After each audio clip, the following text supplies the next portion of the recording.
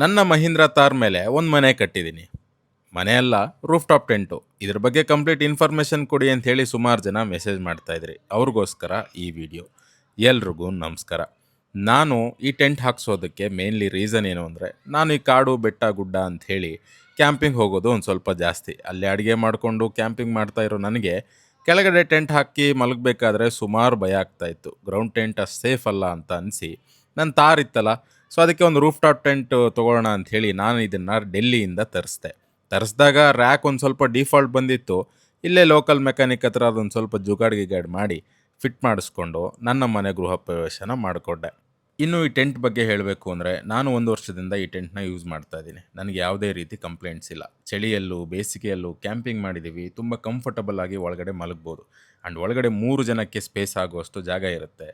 So ಸ್ನೋವಲ್ಲಿ check ಮಾಡಲಿಲ್ಲ, next ಟ್ರಿಪ್ಪಲ್ಲಿ check ಮಾಡಿ ಹೇಳ್ತೀನಿ.